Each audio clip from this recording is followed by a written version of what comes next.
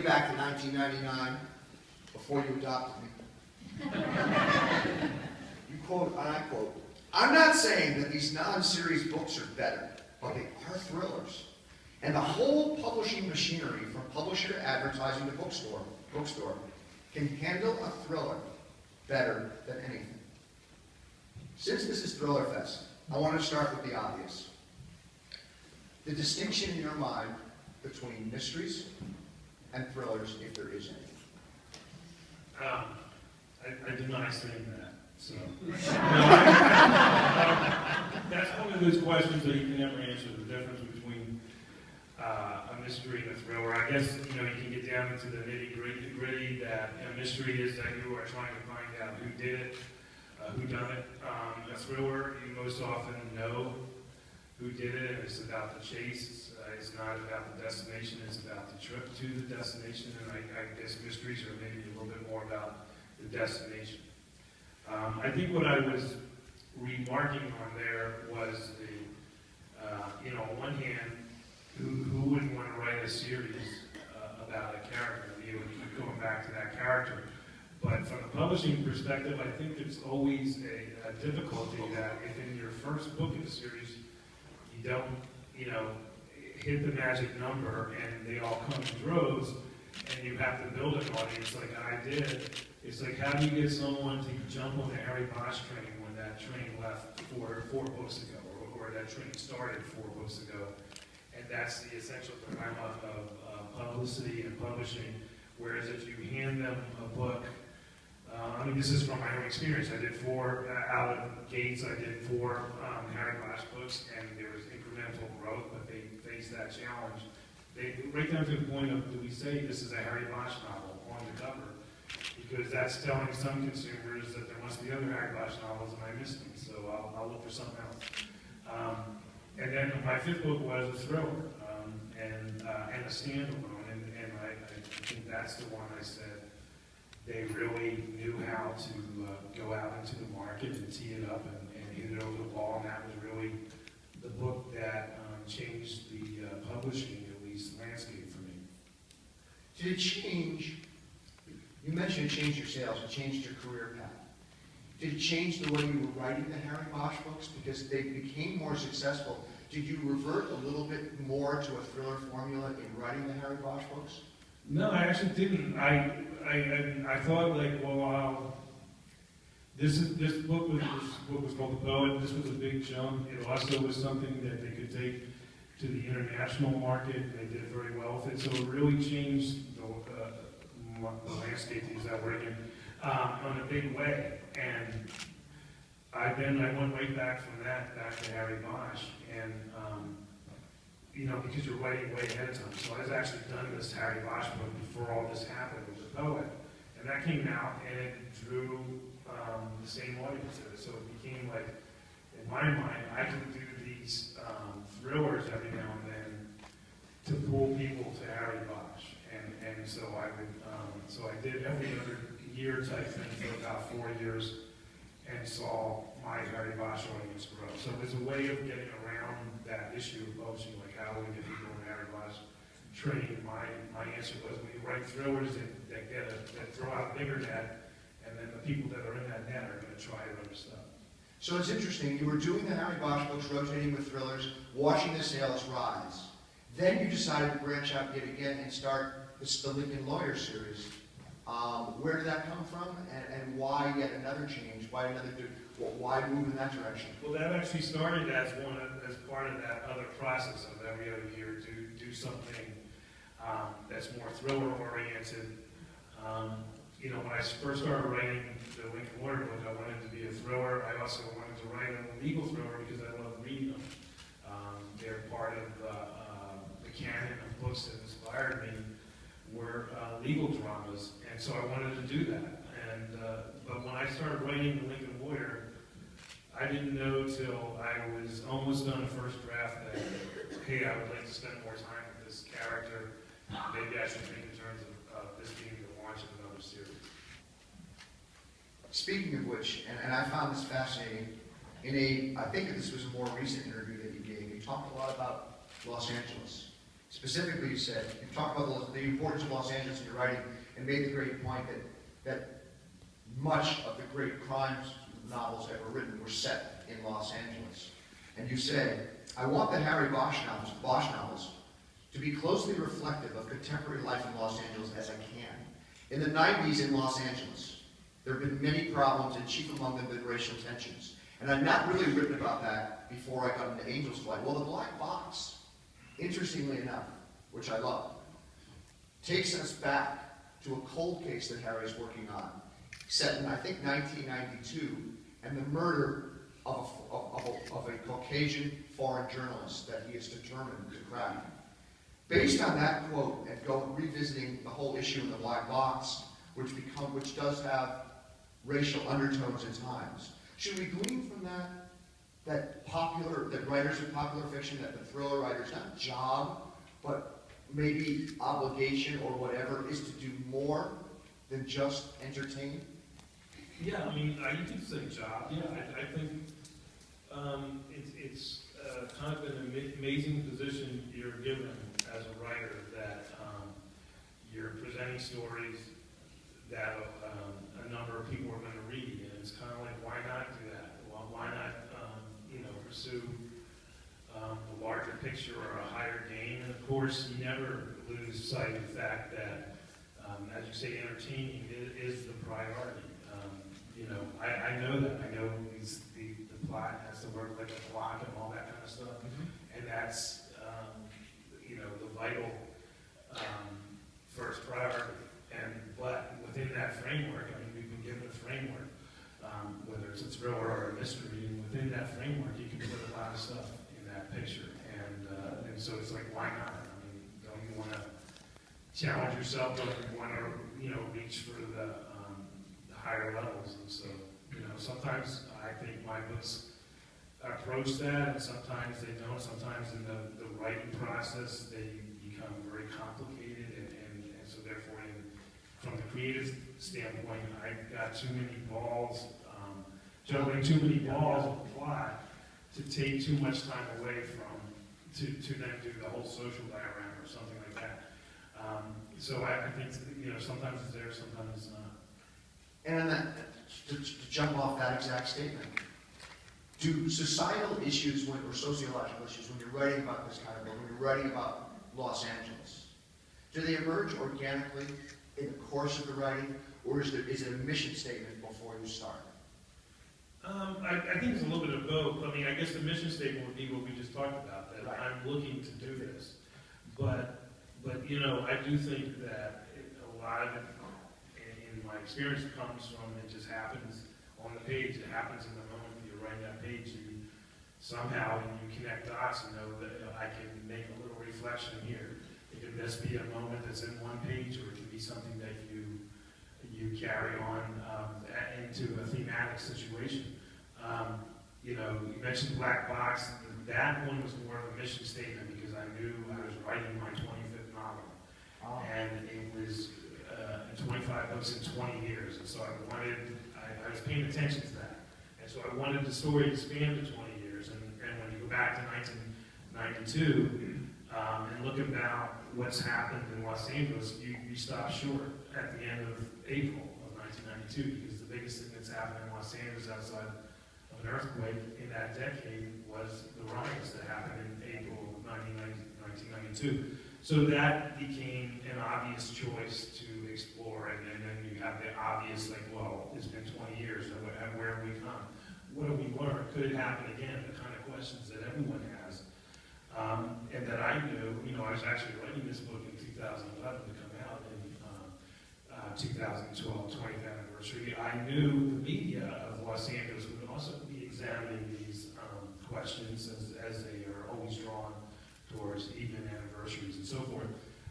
And so I knew I could kind of catch that wave with a novel. I knew that this novel, if I did it right, would be part of that, media and cultural reflection on where we are now, how far, or if not, we've come.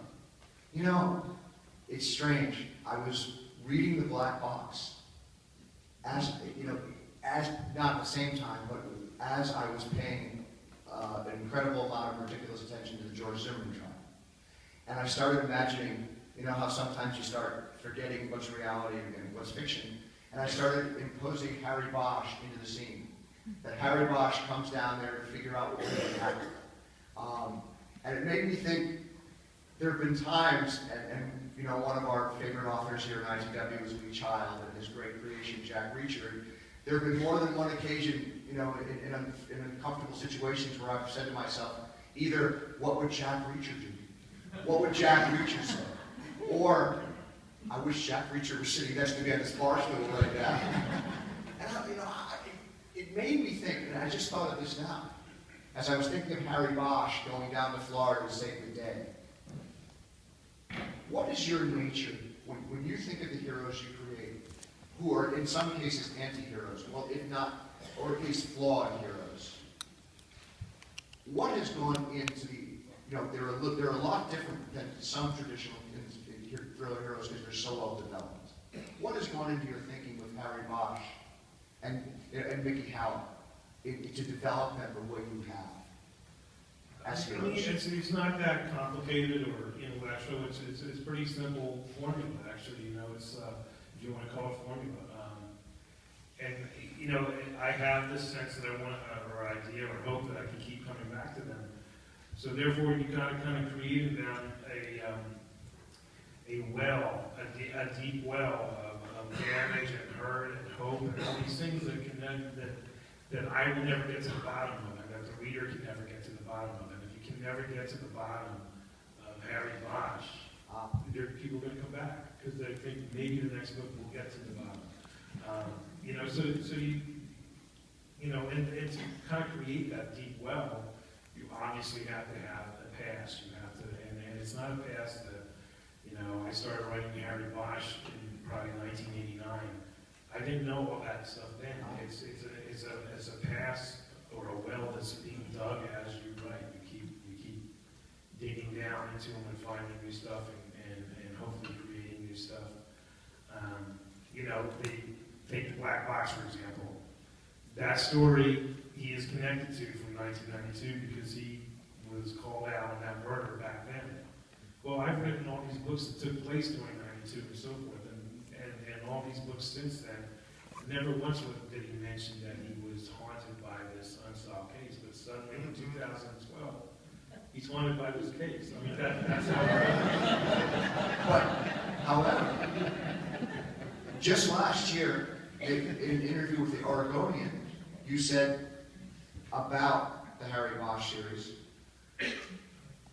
the whole series is like a tunnel. And this might have been in a reference to Mickey Howell, but I think it's Bosch. The whole series is like a tunnel. There's a lot of metaphoric references to darkness and light and lost light, etc., etc. Now, the untrained ear, like mine. Did I say etc., etc., or did you just cut off? It's in bold, so you must have said etc., etc. Which, you know, like yada, yada, yada, you know? It's the same thing. That sounds, to me anyway, that sounds like a quote from something much more than a mystery thriller writer. And with that in mind, what's the name of the girl? This is from the Brass Verdict. What's the name of the girl? It's not in the file. Mandolin, like the instrument. Her parents call her Mandy. Have you talked to her since you were arrested? No, man, we're done. Now the eyes in the mirror look sad and humiliated. Stupid, Hanson said. The whole thing was stupid. I thought about things for a moment. This is Mickey Howell's thinking. And then reached into my jacket pocket and pulled out a Polaroid photograph. I handed over the seat and tapped Patrick on the shoulder with it. Take a look at that. He took the photo and held it at the top of the steering wheel while he looked at it. What the hell happened to you, he asked.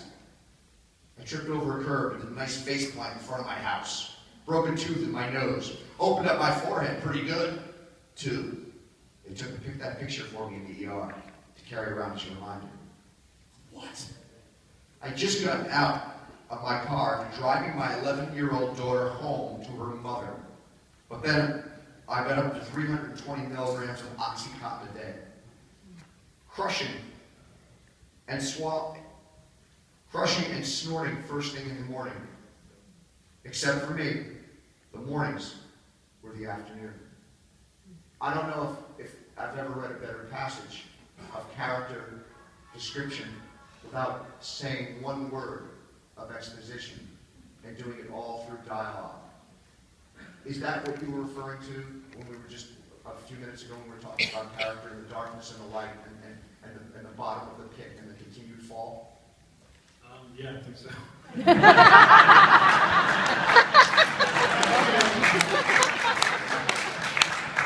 I appreciate that. No, but I mean, that is what, I think that gets into, we were talking about this earlier this week at a workshop thing.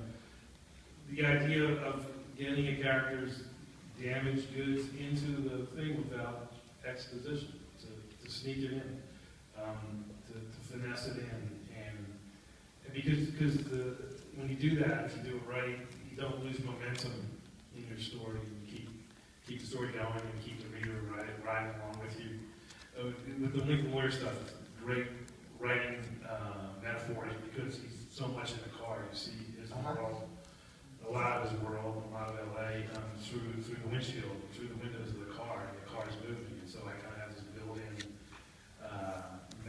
momentum in these books. And so you don't want the car to stop. You don't want the car to hit a speed bump or anything like that. So you don't suddenly have a flashback to when you did the face plant. You have it hopefully come out organically and naturally in conversation.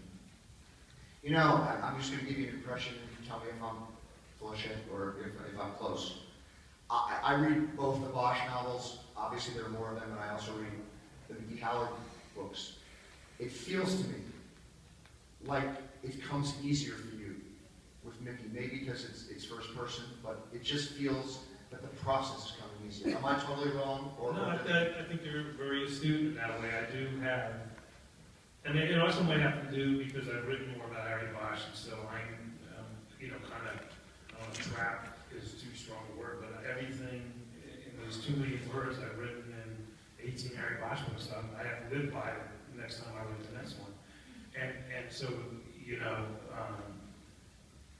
there's more to keep your eye on. And with Mickey, it feels like a more free period of writing when I write a Holler book. And I think the proof of that comes out in that I can write the Holler books much faster than the Bosch book. Okay.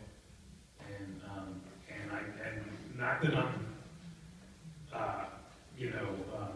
frustrated or dissatisfied with what writing about Harry Bosch. I just started writing a Harry Bosch book, 2 weeks ago. So he's going to go on, but to me, it's all writers. I'm sure you have. I always look at writing a book as climbing a mountain, and at some point, or a roof or something. And at some point, you've got enough story, enough pages that you're now going down the mountain, and it's all coming together.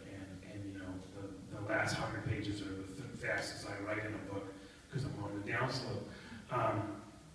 But in my mind, when I think about Harry Bosch books, the mountain is definitely steeper and higher than a Mickey Holler mountain. It's interesting because when we think of legal thriller writers, and we think of the names, we hear Christian, we hear Giroux, our own John Land, our own Bob Dugoni, we have a number who are people who are known for legal thrillers. You're not known for legal thrillers, and yet you're writing, in my opinion, the ones that I personally enjoy. The courtroom scenes in the Haller novels are incredible to me. It actually reminded me a lot of the Zimmerman case at times, the most riveting parts. You're not a lawyer, are you? Your background is journalism. How did you learn so much about courtroom procedure and process? Well, I did spend a lot of time in courtrooms as a reporter, but for the most part, I surround myself with the right people that not only inspire these stories, but are part of the process. I had 2 defense attorneys who vet every,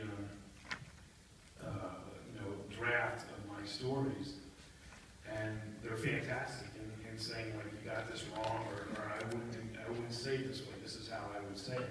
So I think, especially the Holler books, are more reporting than masterful creative writing. It's really questions to ask the people who do this and being able to, I think, have a good ear for their dialogue and so forth, and being able to put that into stories.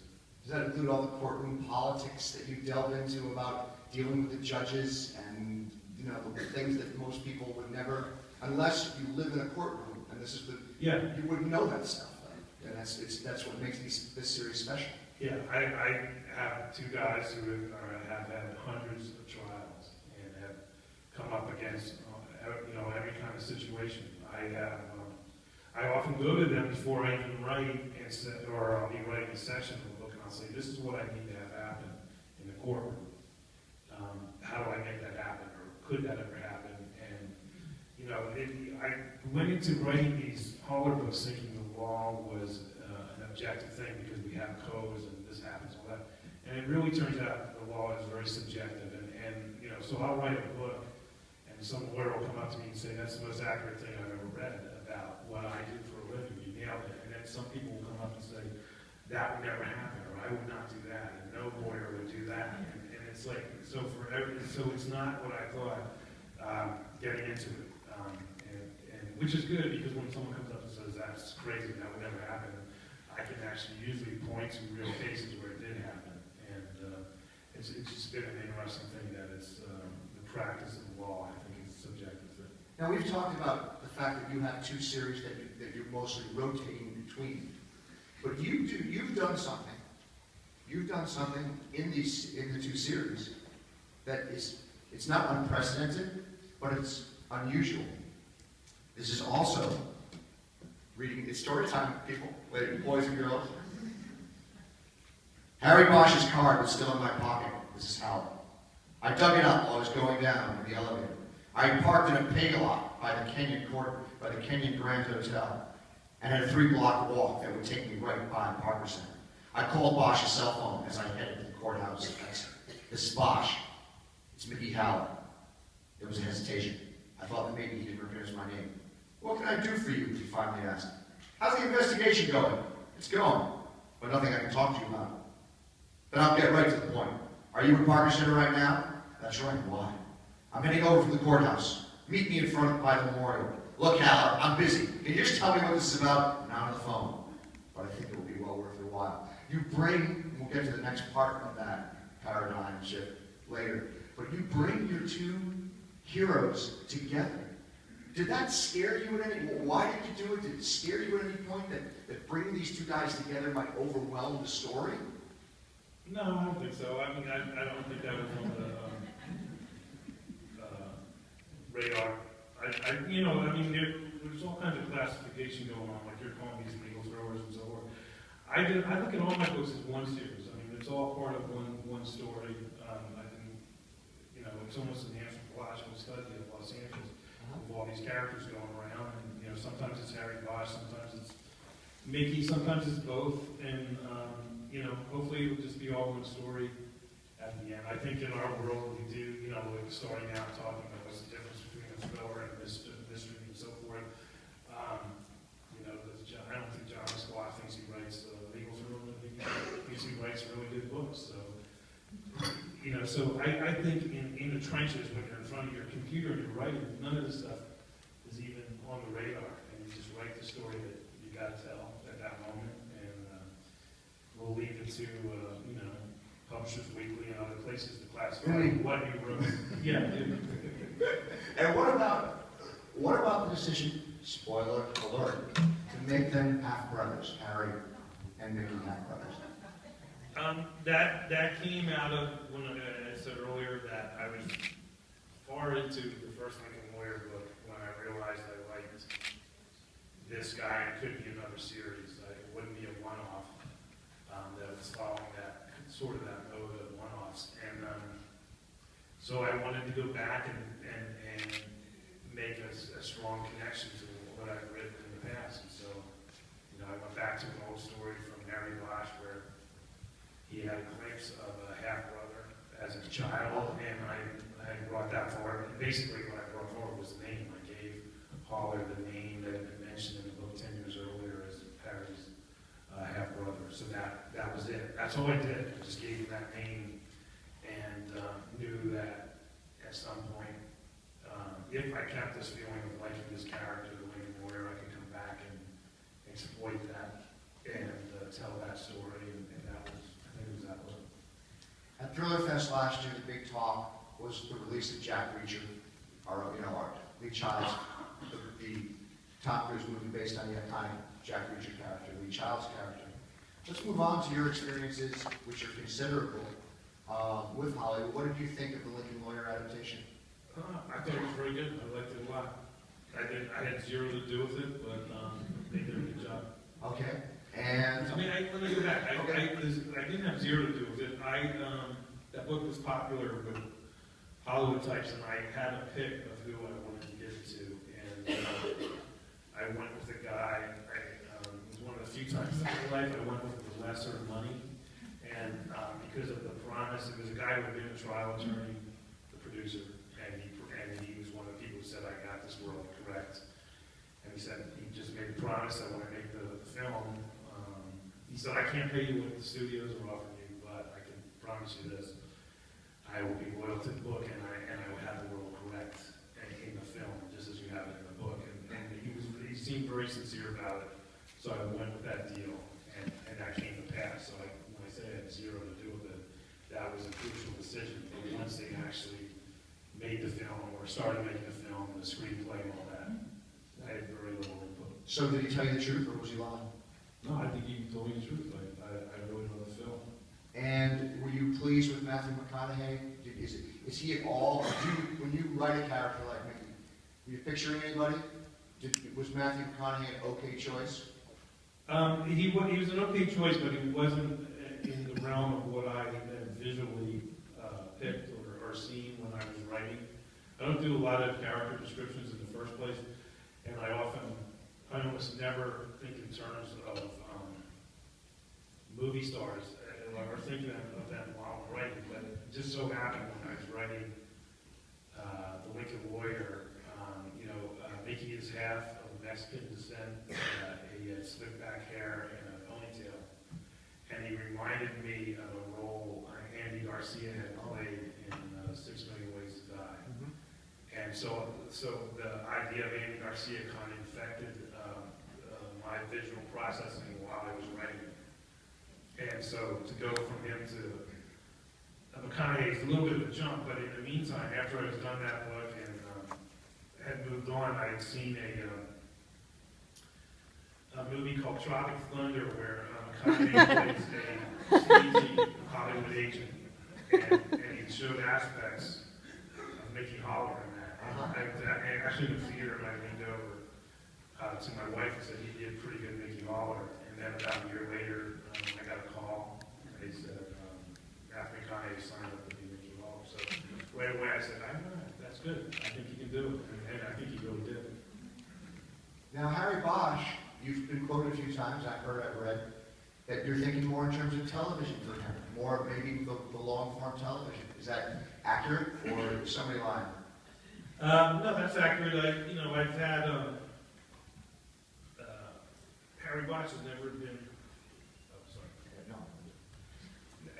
He's obviously never been realized in, on the screen in Hollywood, and I kept plugging away, and so now I have a lot of Harry Bosch books, and it just doesn't seem, with everything I know about Harry as a character, that a 2-hour movie could do it justice, or even if you get lucky and they do a sequel, 4 hours of Harry Bosch, I just don't see it.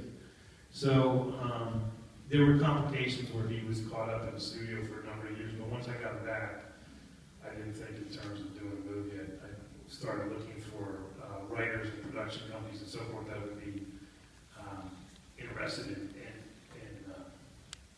taking the TV and serialized TV, like one book over a season and things like that. Mm-hmm. And I think that's coming to pass. It's weird, like I can't announce anything yet, but in about 3 weeks I probably can. But suffice it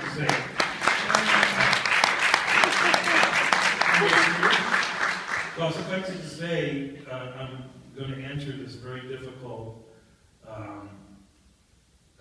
moment of where I'm going to have to be involved in picking actor to play Harry Bosch. And this is someone I've lived with for 25 years and have a physical image in my head, and it's an image that has aged over 20 years as well. So a lot will go into like how old Harry got to be in this show. Right now Harry's 62, so I've been with him since he's 42. So we're going to go 42, 52, 62. So it's going to be fun. It's going to be interesting, but also very scary for me to luckily I'm with a situation where I'm going to have a big say. You know, Michael, you just said a great thing, that Harry, you started Harry when he was 42 and now he's 62. Does it bother you at all when you read a character like Spencer, who's introduced as a Korean War veteran in the first book, which means in the last book, Parker Road, he would have been 85, and he's still 40? Yeah, well, if you asked me that 10 years ago, I'd say, yeah, that really bothers me, but now Harry's 62.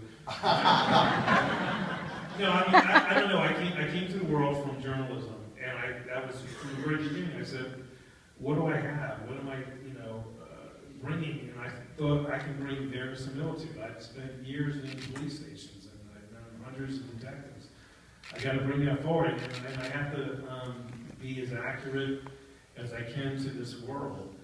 And that's what I've done. And now it's, I'm running out of time. Harry's 62. Right now, the oldest homicide detective who actually in LAPD is 58. He retires in October. So I'm well past my own edict of verisimilitude. And so I'm not going to do that. The ongoing thing, despite the age. I got to do something about it pretty soon. Now, you've had some screenwriting experience on your own. There have been rumors, because a lot of things in Hollywood happen without credits, but there have been things on Deadline.com and places like that linking you to some superhero movies, some Marvel comic movies. Is any of that true? No. Okay. And I also don't write the Castle books. Okay. You made some more news. I want to move on. I've been denying that for years. I want to move on, and people, you said to Mystery Net, we're moving on a process now from Hollywood. A lot of room full of writers, everybody wants to know your process. You said to Mystery Net in another interview, I think I'm a quick writer, yes, and I think that's from being a newspaper reporter. And where you had to be a quick writer, and that gave me a work ethic. How has the process of writing, is that the major way writing for newspapers has affected your process as a novelist? No, I mean, I think it's affected a lot of things, but I would say that is the major way. It's this idea that you go to work and you write, and there's no writer's block, there's no waiting for inspiration. It's like you have to write, and that's the way I am. My writing of fiction. That's the one and only reason why I've published 25 books in 20 years, because I know how to get myself to write on a daily basis. And speaking of which, when we talk about process, are you an outliner? No. How much of a book do you have a conception of as far as where you're going when you start? As far as beginning, middle, and end? I definitely have, nothing on paper, but I definitely have a beginning and I call it a supposed end. I'm pretty sure this is how the story should end. And if I have that, no matter how unclear it is, it's still light at the end of the tunnel. I can head in that direction. And you fill in as you go. And additionally to that, I might have that aspect that we started with,